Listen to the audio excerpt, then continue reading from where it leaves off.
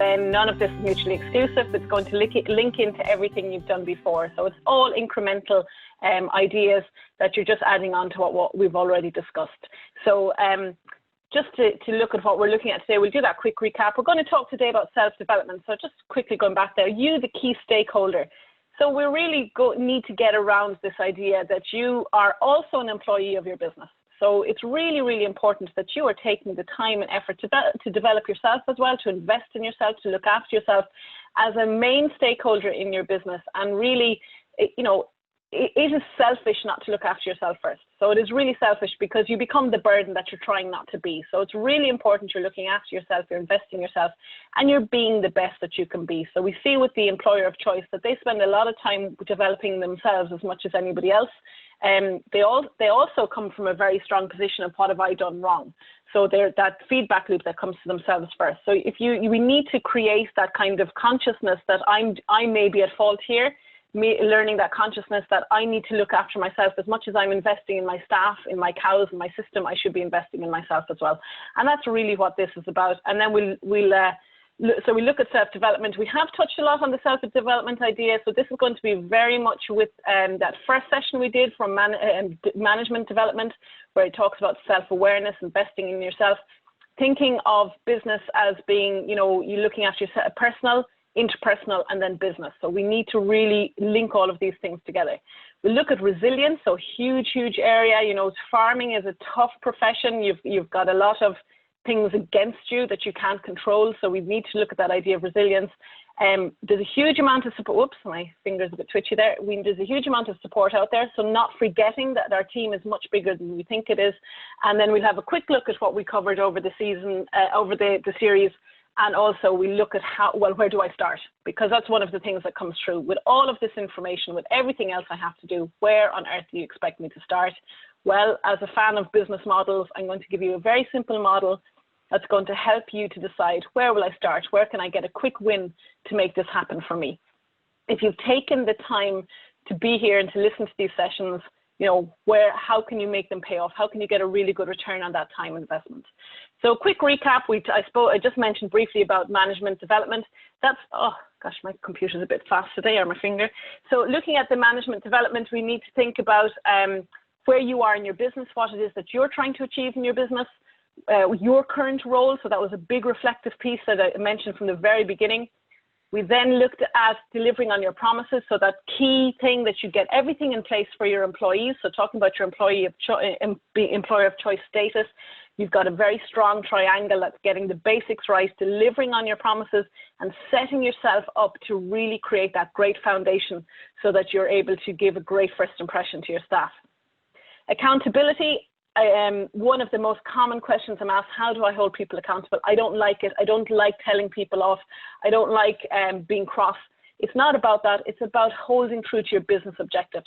And the only way you can do that is if you have clear parameters in place. So really getting your standards right, your tolerances correct, so that when you take somebody, you know, when you charge somebody with negligence or whatever it is that you're saying to them, that you feel confident that you have a system behind you that holds up what you're saying.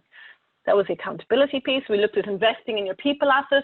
So that key differentiator between good employers and poor employers, the good employers seeing their staff as assets, not costs, and really investing in your staff and having a tolerance that, yes, I might invest in my staff and they may leave me, but at least they're bringing the good news abroad. They're bringing my story out to the rest of the community, out to society in general, that I am a good employer willing to invest in my staff, no matter how long they stay with me.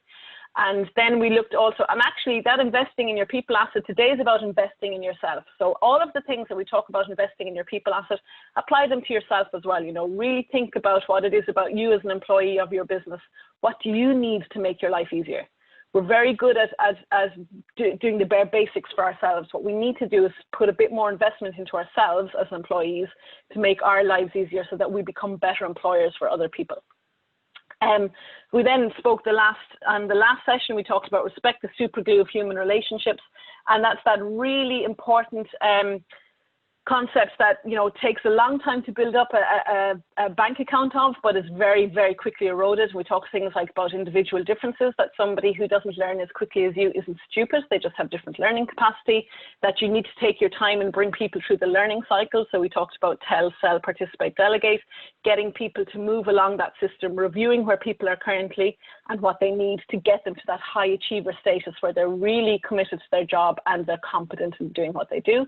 And then today we're going to look, as I said already, at you, the key stakeholder. So I put it together at the end, and you'll see where the thinking behind the titles and the topics came from in this series. So looking at dairy, look, dairy is a triadic relationship. You've got system, cows, and people. Now that triangle, of course, is skewed at any one time. It's usually not an equal. It's frequently not an equilateral triangle where everything is given the same amount of attention. But in reality, you should be thinking about your business in thirds. You should be thinking about the system. You should be thinking about the cows, and you should be thinking about people. And part of that people, of course, is you. So you, and we mentioned this already when we looked at the asset. You know, this is part of the stakeholder idea. You have high interest in your business, and you have high power in your business. So you are a key stakeholder. You need to be spending a lot of time down here in this people area, investing in yourself as well as in anything else. And I often think of this triangle because my first dairy client was a UK farmer, grass-based UK farmer, and he said, this is how I see farming and how I see dairy, and he drew this triangle. And I just said to him, well, what do you think is the most important thing? And he said, oh, the system. And I said, well, and he went, the cows. And I said, try again, though there's only one option left. And he said, people, really, people are the most important. And it was one of his employees was a really good friend of mine and had brought me into the business to talk to him because he was struggling with people and he was neglecting people. So he had this impressive system.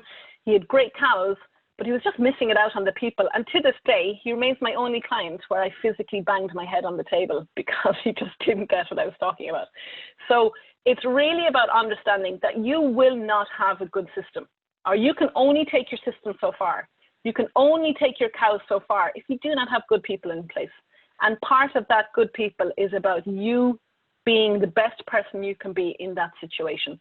And that's what the employer of choice is about. It's about being a person who understands their contribution to that triangle. And it's about understanding that there are times when the system and cows will look after themselves. It's now time to look after people.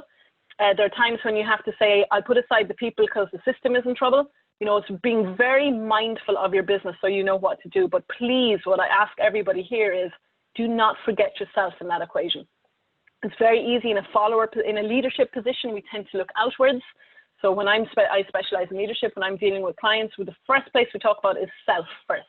So being the best you can be so that you are better for other people. You can facilitate other people. What does self-development look like? Well, this is quite a well-known model in psychology. We start off and we don't know, we start off and we don't know what we don't know. So we're unaware of a gap. We don't know what we don't know because we don't know it. So we've got this, what we call unconscious incompetence. We don't know that we're bad at people management. We don't know that we're bad at French because we've never tried it. We don't know something. So you're unaware of the gap. Now, through experience, through maybe a problem happening on farm, through somebody else saying to you, you know, you're not all that at people management, you could do with a little bit of development, somebody else bringing your attention to it, your personal experience bringing your attention to that fault, you develop an awareness of the gap in your suppose in your CV. You know, you become aware of your lack of competence in an area, and we call that conscious incompetence, and that's that development of knowing. Okay, so you cannot change if you are not self-aware about something. You can't change it. If you don't understand what you're doing wrong, if you can't see what you're doing wrong, it's impossible to change it. So we absolutely start when we want to develop somebody, when we want to change behavior. The first thing we need to do is to create a sense of awareness. And once we create a sense of awareness, we're in a position to do something about it. Now, I had a chat after one of the other sessions, and Bernie brought up a great comment. Bernie Baxter said, what if you're the farmer who has never worked away from your own business? How can you develop that understanding? You haven't had a chance to be an employee of somebody else. You haven't seen good or bad leadership in another setting. How can you develop yourself in that role? And that's about creating that conscious incompetence. What am I not good at? And that's high risk. because it's very difficult to hear somebody saying you're not good at something. We don't want to hear that. We like to be told what we do well. We can take it quite personally. We take it as a personal assassination when somebody says you're bad at that. So what we need to think about is timing is critical. We need to make sure that we are fed, watered, and rested, because if we're hungry or tired, and this comes back to self-awareness, we look at this a moment in resilience. If we are in any way feeling negative about ourselves, somebody then adding to that and saying, by the way, you're not a great employer, we don't take that very well, and we're likely to attack that person because we feel attacked. So it's a little bit like that caveman lion scenario. We're in the cave and the lion attacks. Nowadays, we don't have lions attacking us in caves, but what we do have is feedback. And feedback has to be managed carefully, or we become aggressive, or we run away from it, or we're paralyzed by it. So creating that gap, creating that awareness is really about attending your discussion groups. It's about seeing how other people are doing it. It's about being brave enough to ask your employees, how am I doing as your employer? And not punishing them when they tell you what you don't want to hear.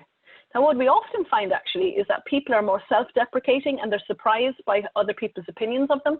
So we assume if we ask for feedback, it'll be really negative, and quite often we don't see our own strengths. Equally, we don't see our own weaknesses, but we quite often don't see our own strengths. It's about asking the right person. So it's a very loaded conversation to ask your staff, am I a good employer? Because they know you pay their wages. So we need to be mindful how we go about that. And that's where something like the discussion group is excellent.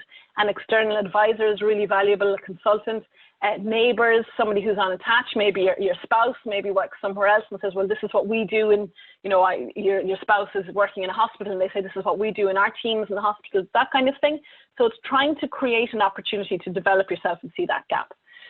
We then have to work very firmly on it to become good at it, and that's called conscious competence. So we know now we're working on being a better employer, and hopefully from this series, you're maybe watching your P's and Q's, you're maybe trying a little bit harder to show respect to your employees, you're being a little bit better at holding people accountable, as uncomfortable as it feels.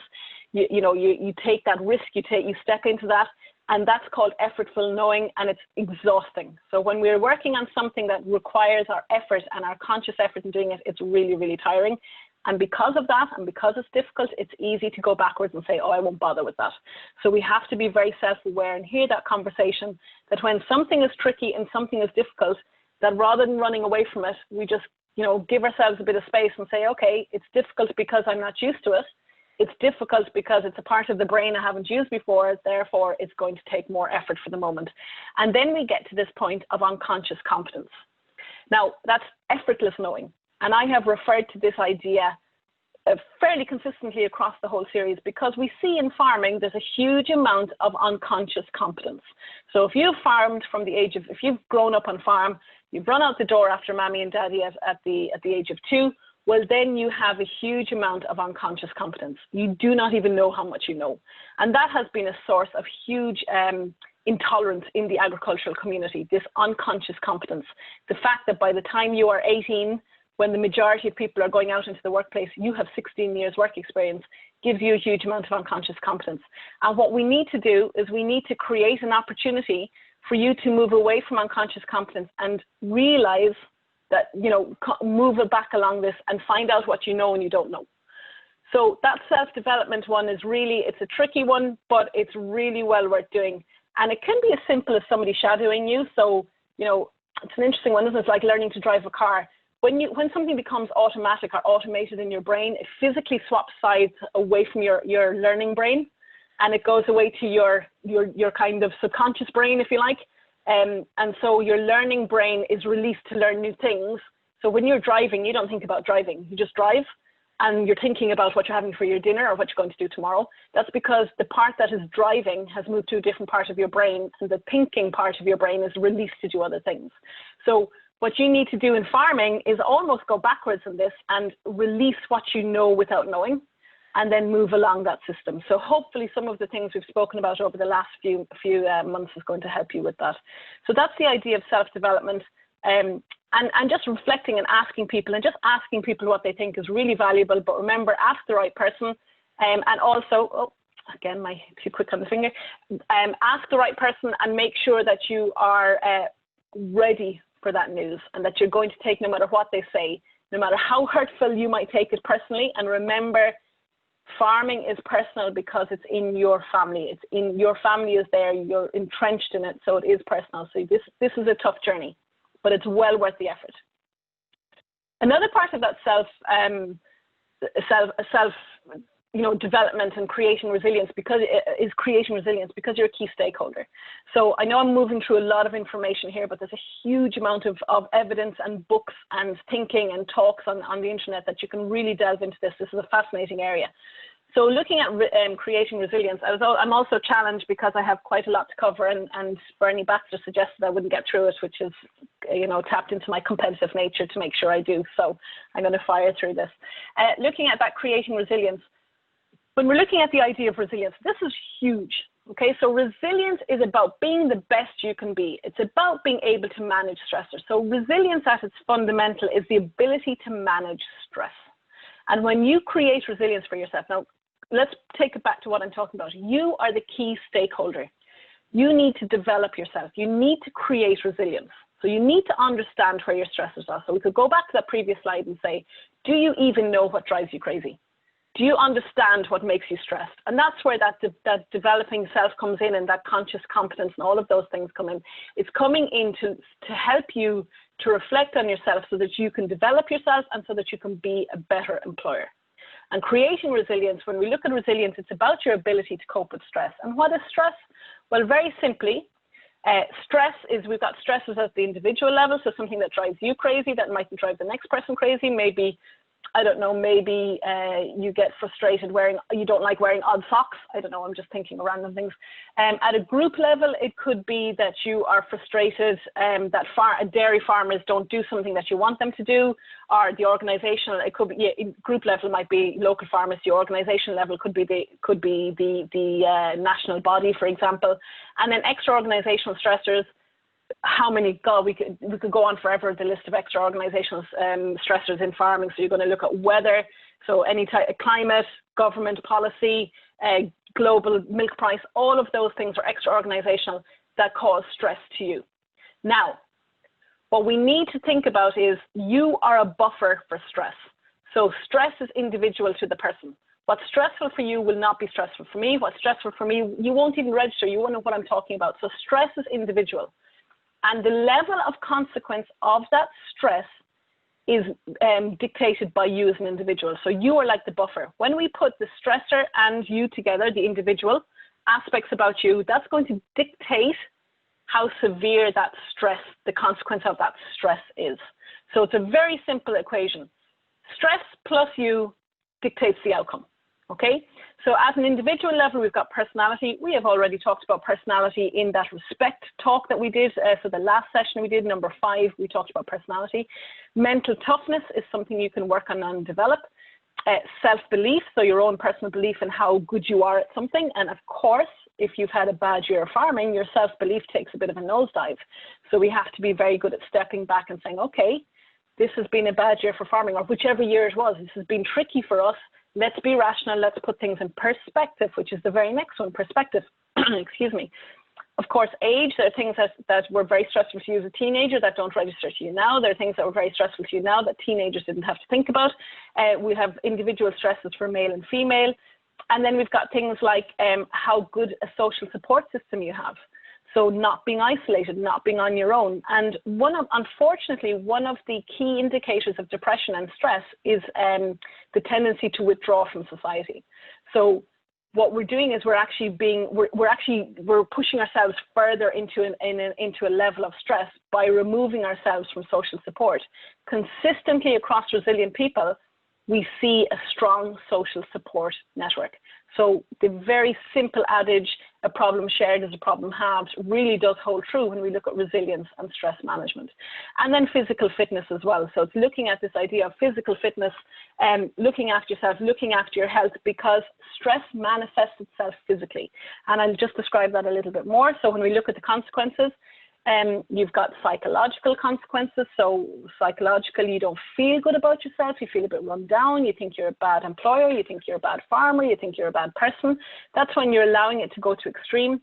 Behavioral, this is a huge issue for health and safety on farm. When you are under pressure, when you're highly stressed, you are what we call cognitively impaired, you will look for the shortcut.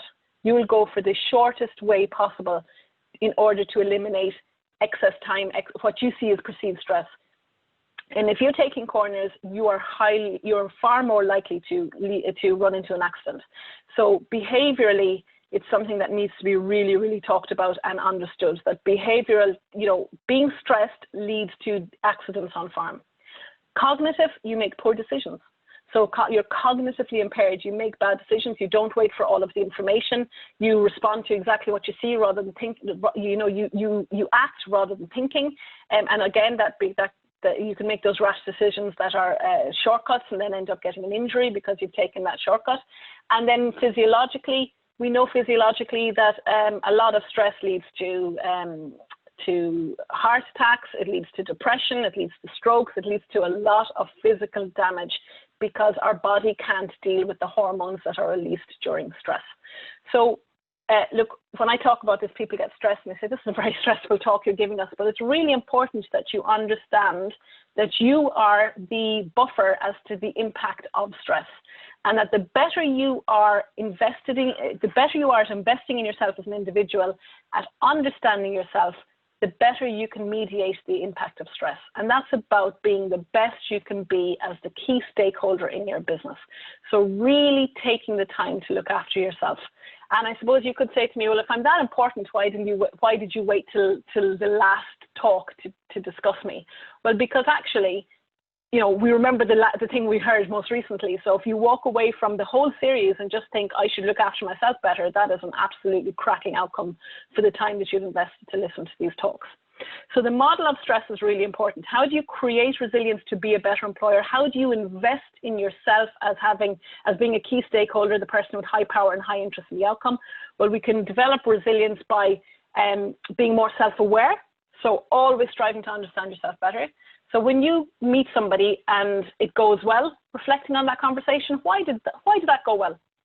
How come that came out really well? Why is it that John will do the job I ask him to do and Paul won't? It's really reflecting on those things and saying, well, maybe I speak to John at a better time of day. Maybe maybe John and I understand each other better because we have we talk the same way. We use the same language.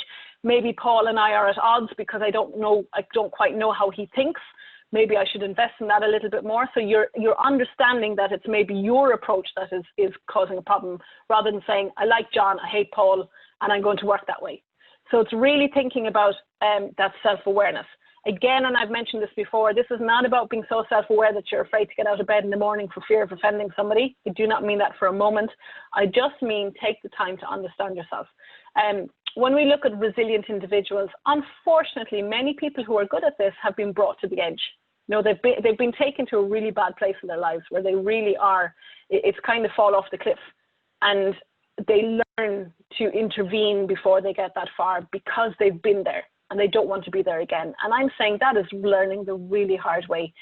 Take the time now to understand yourself so you never have to learn the extreme way. Learning is hard, as we mentioned earlier. There's effortful knowing, which is hard work, but it shouldn't be hard, destructive. So that's important to think about. Developing mental toughness. I was very fortunate when I was doing my postgraduate research that my PhD supervisor is one of the lead speakers on mental toughness. And I spoke at the Dairy Australia conference 2019, discussing this idea about mental toughness and being tough. This is something you can develop. We know from functional MRI scanning. So if you put it's like a hairnet on a person's head and you've got it all linked up to a computer program and you ask them to count backwards from 100, for example, they can see which part of your brain lights up. And we know that resilient people, when given certain scenarios to think about, will light up different parts of their brain because they have developed those concepts. So we know that things like goal setting and action planning, really, really important. We've referred to those before. The triangles that we did on the very first day. So the management development talk we did in number 1, that was talking about goal setting. It's about understanding your position on the triangle. Where is it that you want to go? That could be about goal setting is about succession. So how are you going to manage that succession? How are you going to how are you going to withdraw from your business? How are you going, and that's, you know, that's a positive thing as well. How are we going to manage that? People who are have effective time management skills have certain parts of their brain that are more developed than others. Visualization, fatigue management, all of those things that we would typically associate with sport.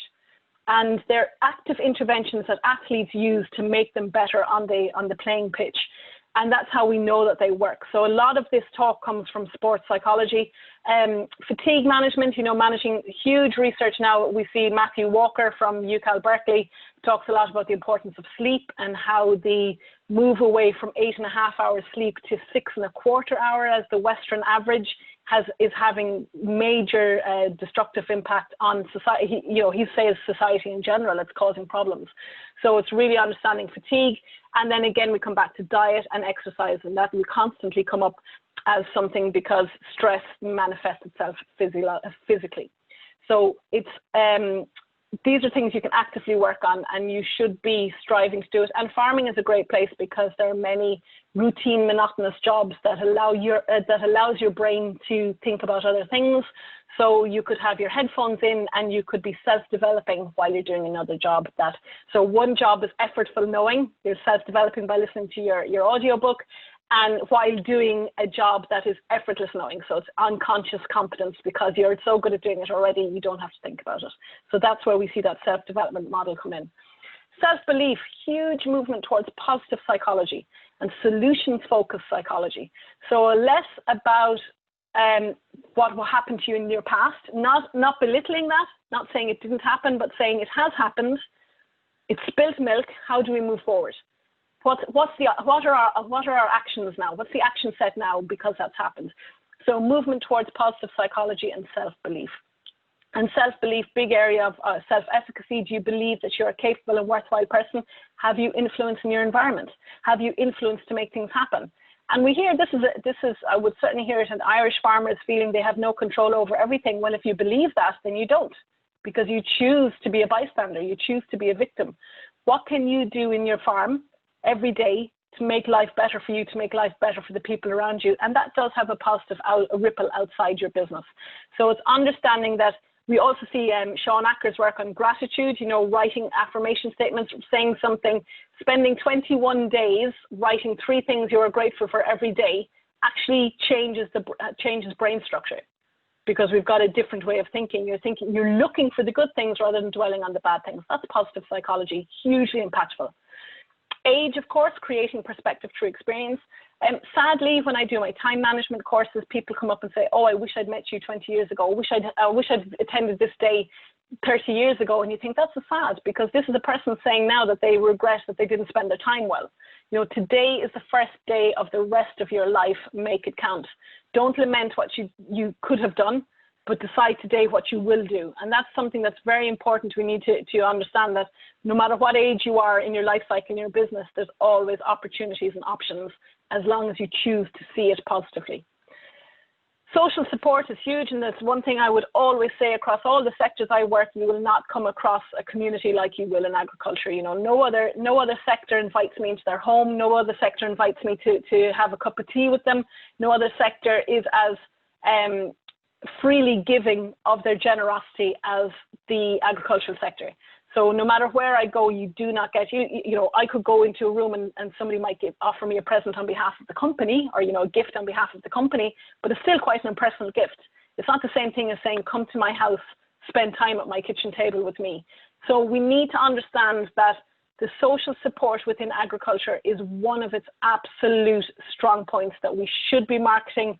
We should be saying to a disconnected community, we offer support, we offer social support, we offer a sense of family, we offer a sense of contribution. And you can have that too if you come and work for me as an employee. So that's something we really, really should be marketing heavily in the agricultural community.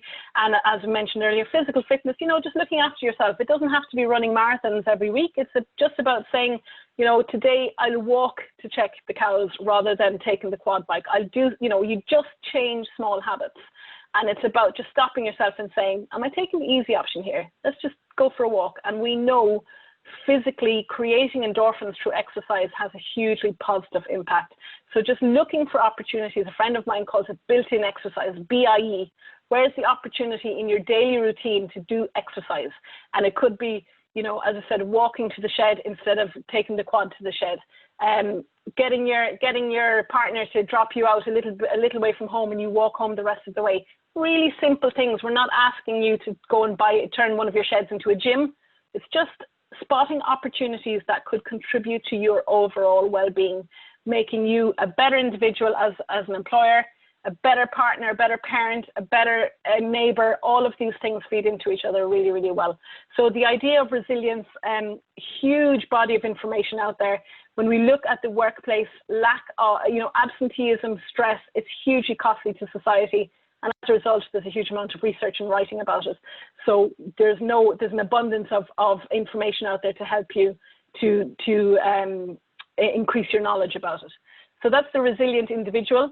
Back to this idea of the social support. Look, we've got secret weapons all around us that maybe we don't look, and this is the social support aspect that I said is really outstanding in resilient individuals. There's so many people around you that you could make better use of. You know, you already have these people in your system. Are you getting the best information possible for them? Are you seeing them as costs and therefore trying to diminish your interaction with them? Or are you saying, you know what, I should go and ask a bit more. I should chat a bit more. I should find out a little bit more about what's going on. And so what you can see here is family and friends, they will offer clarity. So it's your friends and family and friends who say, look, come on, how much is enough? Do you really need to put yourself under that pressure? Is there really any value in going after that? Or maybe the other thing saying, come on, you're getting a bit comfortable here. Push yourself, strive for be a little bit more ambitious. So your family and friends will take the time to say that. And if they know you and respect you, they'll do it in a way that you're receptive. They're offering you support. You've also got a lot of people. I know a lot of you will say, what? The government offers me support? The government offers you support, whether you choose to believe that or not. It's in their interest that you continue to put money into the economy. So there is government support there. It's looking at your experience, your media. So as I mentioned earlier, you could be looking at a TED Talk. You could be reading a book about how to be more resilient, about how to be a better business owner. There's a huge amount of information out there. And it's about drawing on that resource around you. And the more you draw on those resources, the more they will talk about you as a good business. And the more they talk about you as a good business, the more your brand gets out into the community, gets out socially, maybe through social media, and people start saying you're somebody who's worth working for. So do not be afraid to interact with other people. You know, you don't know what the vet says about your business when they go down the road, but, you know, hopefully they're saying something good, and an employee there goes, that's the kind of place I'd like to work for. Okay, I know you're all going, no, that's a poaching concept, and I don't mean it negatively like that. You just need, I think the best one I ever heard was in the UK. A farm had got some really nice kit, a nice fleece jacket with the name of the farm on it, a nice baseball cap, and the lorry driver, so the guy who's collecting their milk every day, or every second day, whatever the system was, said, oh my God, I love your coat, I love your hat, any chance I could have one? So they handed the lorry driver their coat and their hat. That was going on to every other dairy business. He was branded in somebody else's branding because he liked what he saw. I thought it looked really good, really classy, and he wanted to be part of that. I live in Coolmore country, so Coolmore and Godolphin, they're the biggest horse racing stables in the world. Where I live, people will kill for a Coolmore jacket. So, you know, branding is really, really important. How do you do that? By letting people know that you are an interested, investing business that wants to better itself all the time, that you are a resilient individual and a resilient business, and that you are going to invest in yourself to be a better employer, that you're investing in your business all the time, and you're drawing on as much information as possible so that you can be the best you can be. And that's creating a clear understanding about the information that's out there. But critical to all of that is you. You are the star player in your business. And to be the best you can be, you need courage and honesty. So you need the courage to ask people what you're doing badly. If you're doing something well, that's great. Elite athletes don't ask what they're doing well. They ask what they could do better. They don't need to know what they do well. Clearly, they're doing something well. They're elite athletes. What will make them supreme is the ability to develop what they're doing poorly. So ask what you could do better. Don't seek to find out what you're doing well all the time. Find out what you could do better. And see it as constructive feedback, not as criticism. And that honesty there as well. So self-awareness, what am I doing well? What could I do better? Of course, if there's something you do well, don't leave that aside as you chase something you're not doing so well. You know, keep working with that, keep onto that. And then that self-development, we are always learning. The day you stop learning is the day your business falters. So it's really about taking on that and seeing learning as a real privilege and opportunity to develop your business. So that's about you today. Overall in the series, I'm just going to sum it up for you. Hopefully, I'm doing quite well on time, I think. So the series summary, look, we continuously came across this idea of triangles. We had that before employing, the initial employing, and the ongoing. So it's the more work and effort you put in at the beginning, that, you know, it's short-term pain for long-term gain. Get it right. Don't bolt somebody onto your business. Don't bolt yourself into the employment role. Learn to be a better employer. Don't say, oh, sure, I learn on the foot. You know, that's a tough way to learn.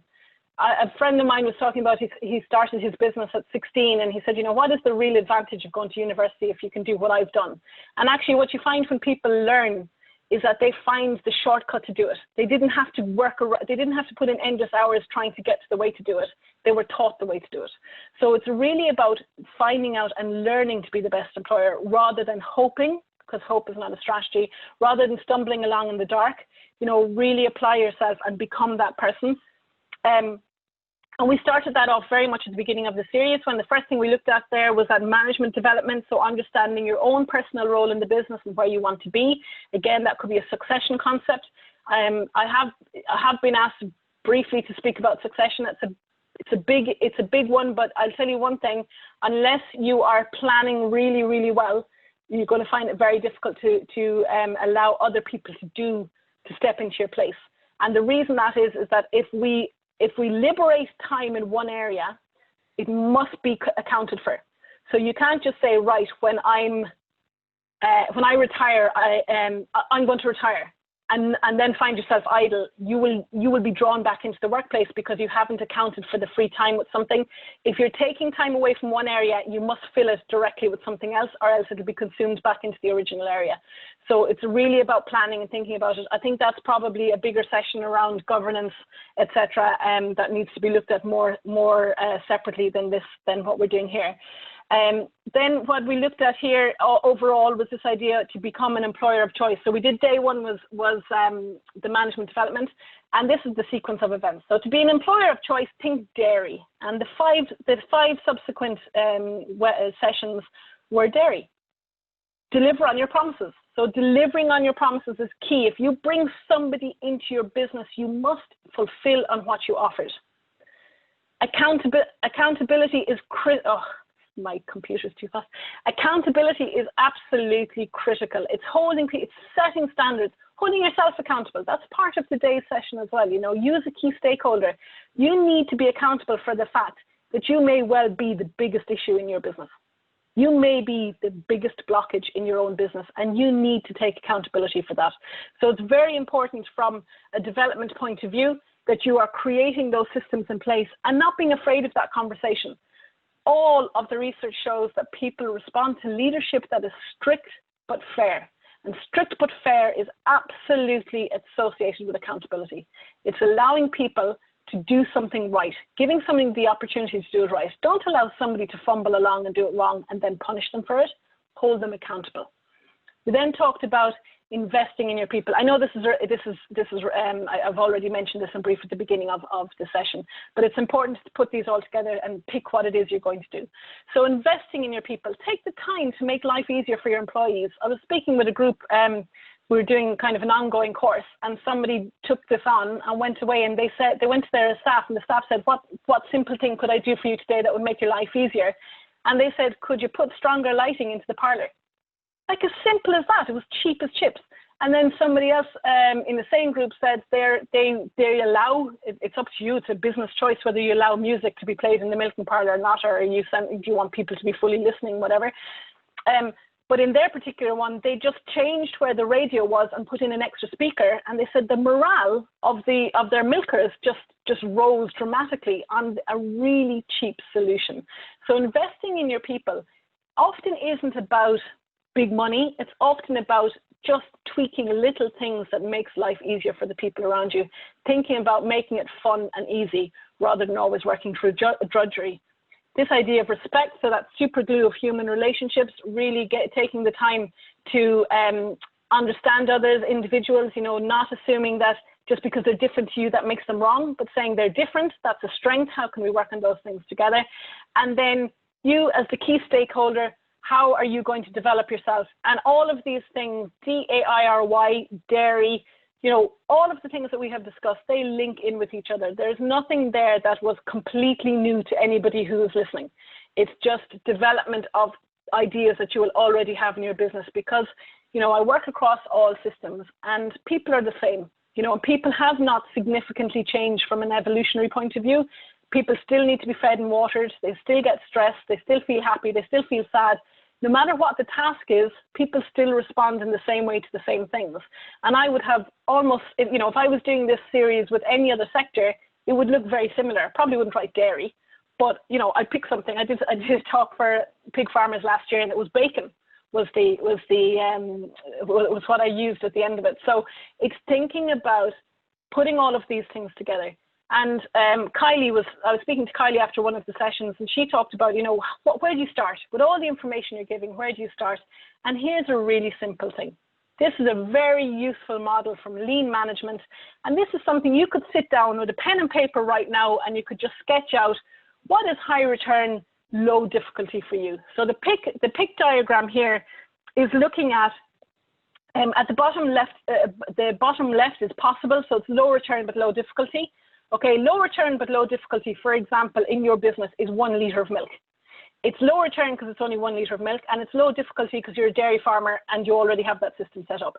So you have to do a lot of low return, low difficulty to get a big return. Okay, so they're possible. That's possible to do that. Up here in this green light, and if you look at this, it's very much a traffic light system. Up here in the top left, you've got high return, low difficulty. They are low hanging fruit. What's a simple thing you could do today that would make your life easy, that would make your employees better? It could be just going back to your job descriptions and tightening them up a little bit. It could be going back and challenging yourself as to where you live within the system, and maybe withdrawing from some behavior you've done before. I've just realized, and if nobody else has realized this, I'm just drawing attention to it, my squares aren't exactly even to the cross to the axes. But anyway, this high return, high difficulty, this is a stop system. Because if it's high return, high difficulty, it has the possibility to hemorrhage huge amounts of resources. Because this model is about, where do I invest resource? And you should always invest your resources in high return, low difficulty first. If you invest your resources in high return, high difficulty, you need to do a huge amount of planning, because it can very quickly move down into that kill section, which is low return, high difficulty. And low return, high difficulty, it hemorrhages everything. It hemorrhages finance, it hemorrhages personal energy, it hemorrhages morale in the business. It's taking on a project you should never have embarked on. Or it's taking on a high return, high difficulty project, so that's challenge up in the top right, taking on a high return, high difficulty project without putting sufficient thought and time invested into it. So being an employer of choice is high return but high difficulty. It is very easy to get it wrong if you do not put time and effort into it. Employing somebody shouldn't be a quick fix solution. Employing somebody should be given a huge amount of time and effort put into it. You should be thinking about where they fit into your system. You should be slotting them in rather than bolting them on. And what I find with employers is when they bolt on somebody rather than truly understanding what their business needs, then it becomes low return, high difficulty. And I unfortunately go into businesses and groups where if I say, where do you see your employees? And they say low return, high difficulty. And if you look at the pick ideas, possible, implement, challenge, kill, unfortunately, it's against the law to kill your employees. So that's a bit difficult for them. So what I spend a lot of time in businesses doing is trying to get them back out of that kill sector, which is low return, high difficulty, and having a good culling policy where they get rid of the people they shouldn't have, where they facilitate and invest in the people that they should have, and that they constantly work on it. And we get to a point where if you do this well, you start moving employees into high return, low difficulty, because you have put the systems in place. You have clear understanding of what your business needs, and employees become a joy. it becomes a joy to have people in your business, and they contribute, and they invest their time and energy in your business. So the high return, low difficulty things that you could do today, what are they? And make it simple. Do simple things that are easy to do so you get a quick return. Because if you get a quick return, you get an endorphin release. And if you are an adrenaline release and dopamine, and you feel good about it, and you say, this is worth trying. That has had a good success. Let's try it again. And you feel motivated and engaged to continue. So it's really important that you take things that stimulate positive change in your behavior. Turning around and saying, right, I'm going to do X, Y, Z, and I'm going to have it done by Friday. And it's completely unrealistic. Well, that just very quickly moves high return, high difficulty into low return, high difficulty, and you feel disengaged, you feel negative, and you think this isn't worthwhile, I hate it, and then you start feeling guilty and resentful. So sit down after these sessions, having really invested your time and energy in these sessions, and just scribble out a couple of things that you could fit into your system there, into your PIC model there, and say, what are the things I could do today? Because today is the first day of the rest of my life and my business's life. What could I do that could have a quick return, that will show my staff that I believe in them, that I value them, and that gives me a reason to continue and to commit to this journey that I've chosen to go on, employer of choice. So a very, very simple model. You would also use that in your farm for investment. You've got an amount of money, maybe you've had a good year in farming, I've got some excess money, where do I invest this? Go for the high return, low difficulty. At some point in your career, maybe it's succession, maybe it's land acquisition, expansion, changing your herd profile. At some point you may decide, well, I need to invest my money in that high return, high difficulty thing. Invest your time, spend time, you know, because it's a challenge, it requires a lot of time and you need to do a lot of contingency planning, but spotting that in advance allows you to offset the potential difficulties of that project. So this is a really, really useful model, but I would say to you today, you know, all of the information you've heard over the last 6 sessions, don't be overwhelmed by it. You know, pick something that will work and will have a return for your business. Try it. If it doesn't work, reflect on it. Why didn't it work? And try it again. But please, from an employer of choice perspective, this is a great journey to go on and has huge return for your business. So from my 6 episodes, thank you very much for listening and taking the time out after the end of a long day. And thank you to Dairy Australia for facilitating this series with me. Well done, Nollaig. Thank you very much. Great presentation. If anybody has any questions, you can write them in the chat at the bottom. So from all the way from Cooey-Moore, where you're from, Nollaig, in Ireland, to Cooey-Rup here in Gippsland and right around Australia. Look, thanks very much. Really appreciate you taking the time. So are there any questions?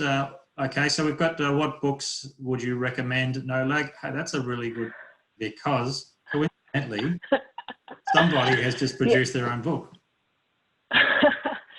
What a good plug. I love that question. Yeah, I had the opportunity, I suppose, we had a little chat earlier with Kylie about what she managed to achieve during COVID, and we discussed, I'm a bit of a closet crochet fan, and I ended up making a lot of blankets, but I also had the opportunity to co-author a book with a bit of a personal hero of mine, and that will be available from Amazon on Friday. And it's called Advanced Leader Coaching. So much of the thinking that I have discussed over the last 6 weeks, I have put into that book, and certainly that model we used at the beginning about developing your business should be done at a personal, interpersonal, business approach. That's what we're talking about. That's the model we wrote about. So yeah, thanks, Bernie. That's a great plug for me. I would certainly recommend that book. But what I will do, you know, I've been doing fact sheets as well. I will put in a couple of extra books that are really, really useful. So sorry. Advanced Leader Coaching. The book name is Advanced Leader Coaching. I'll send it out to everybody, but to everyone watching, I promise you, I did not set that question up. Thank you for the farmer who sent that one in. There was an addition to that, Bernie. James also just asked, and in audio, Nollaig. So do you have any recommendations? Yeah. Yeah, absolutely. Personally, I find if you can get an audio book that the author reads themselves, it always adds value to it because they know what they're talking about. But one of my favorite books is a book about that resilience idea. Is a book called Winners by Alistair Campbell. Now, he was the spin doctor for the Tony Blair government, but he's a cracking writer. And if you get that book, Winners, and actually he does quite a large section about Australia and why Australia is a resilient nation. And it's talking about, you know, being very good on process goals. So getting the controllables right. That's a really good read. Steve Peters, The Chimp Paradox. That's a great thing about self-management. So it's understanding how to understand yourself and why you react in the way that you react. That's a very useful book as well. There's a lot of self-help books out there, and I suppose actually in a talk I was in the UK, you know, kind of typical farmer reaction. I'm not reading self-help books. That's no good to me. You know, that's actually quite indicative of somebody not willing to develop themselves. So self-help books aren't saying that you're weak. They're just saying that these are tried and proven ideas that other people have found useful in their business life, and it makes them better. So I will write a couple out as a book list. Yeah, The Chimp Paradox, I just see a comment there. The Chimp Paradox is by Steve Peters. Steve Peters is a neurosurgeon. He became a psychiatrist, and then he's now a sports psychologist. So he works with some very high-performing athletes to manage their chimp while they're, you know, so that's the negative chat and the sabotage brain that tries to interfere with the performance. Very useful book.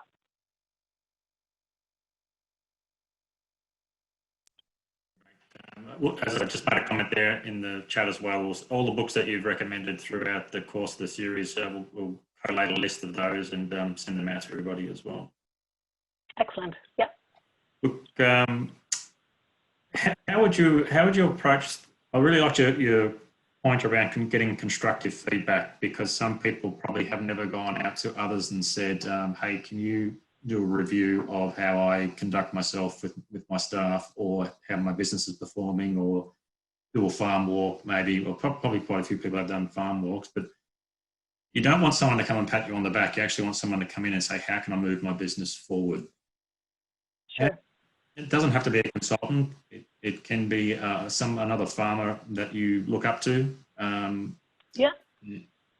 And where have you seen that that's worked well? So. Sorry. Yeah. So how do you? I suppose it's up to the individual. I suppose just a comment. It's up to the individual to think about how they how much they want to open up their business to somebody else. If you've never done it before, what would be some of the first steps to take that you would recommend if you've seen it work well?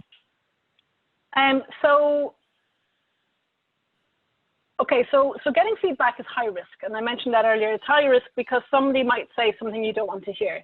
You also, and this would be typical in farming, you don't want to set it up in such a way that that it looks like you're looking for compliments, because that's uncomfortable for farmers as well. So it's really about sitting down, and it's looking at that stakeholder model that we looked at in Investor People, and say, who is interested enough in me to be interested in my development for the right reasons, and who has the power to influence me. So it's not picking somebody who's sycophantic and going to say yes or no, sir, you're amazing, fantastic, 3 bags full. It's actually saying somebody who will give you genuine feedback, but isn't doing it to sabotage or assassinate you. So it's really thinking about whose opinion do you respect, that if they said something to you, you take it to heart. And that's about sitting back and planning that conversation. If you're going into a conversation you've never had before, you should always rehearse it mentally. So you should visualize that conversation. A difficult conversation, you should never have a difficult conversation cold. It should always be managed beforehand. So if you know you're going to ask somebody for information that you might find difficult to hear, you know, think about that in advance. If they say this about you, how would you feel? How might you react? And just go through those sequences in your head. But it's really about looking around and saying, you know, it could be just saying, gosh, I have a unit manager and the staff absolutely love him, and he just speaks different. You know, I'm going to ask him why he's able to get the best. You know, I'm a manager. I can't get through to Kylie at all, but Bernie seems to be able to handle Kylie, no problem. Can I go to Bernie and say, what is it about you that helps you to get the best out of Kylie? I really struggle with her. And it's those kind of conversations. And it's asking people, and it's maybe monitoring people who are good. So you mentioned, Bernie, the idea of, you know, looking at people who you admire, going on farm walks and seeing how they treat their staff, going to, you know, discussion groups, workshops, so valuable. And just saying, I like the way, gosh, you have a great guy, you've had him for years, how have you managed to hold on to him?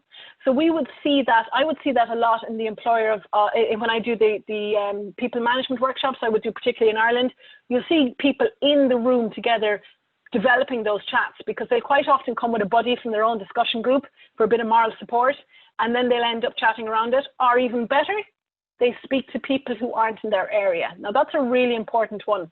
Having a diverse group from a wide area is much easier to have a conversation because it doesn't feel personal then. So it really could be about maybe Dairy Australia at some point when we get beyond social distancing, that you're in a position to facilitate some workshops where people aren't in direct competition with each other for employees, but are able to say, you know what I found really useful, or you know what wrecks my head, and somebody else says that wrecks my head too, and this is how I stopped it. So you've got to, it's often easier to speak to somebody who doesn't know you, and that's the benefit of the consultant, etc. But it is really about, it could be just speaking to your partner and saying, you know, what do I do well, what could I do better? And it's about timing, and it's about being constructive and getting a strategy as to who you're going to ask. Thank you, Nollaig. There's another comment there. Dairy business groups are very successful. Has this a lot to do with surrounding yourself with positive people? Very true. 6 great sessions. Thank you, Nollaig. So really positive comments. It'd be great to have discussion on Zoom groups from wide areas, especially for areas where there are not many dairy farms left, and discussion groups far away. And I would add to that, I would strongly add to that, don't be afraid to ask businesses that aren't dairy. You know, get other people's, go to a business that has, go to your local, you know, some local producing company, you know, a business that is profitable and doing well in your area that attracts employees, and ask them how they do it. You know, so one of the things we'd see is dairy groups going maybe to local McDonald's and working out, why do you get good staff? What is it you're doing? Explain to us what you do and how could we apply that in the dairy sector? So look elsewhere as well. You know, it's not just about dairy farmers doing well, but it's about when all of the models that I produced you are from business models from different sectors, that you take that information and you don't say, well, we couldn't do that here because we're not a burger producer. You would say, okay, that wouldn't work for us, but that might. And you would take that information from other businesses so that you can apply that constructively to your own. And I see my friend down in Tasmania, Richard Gardner, has finally got me back on the last session for bringing him online at the first session, asking him questions, saying, Bernie Baxter accountable enough? Well, given that everybody's on mute, I'll say yes.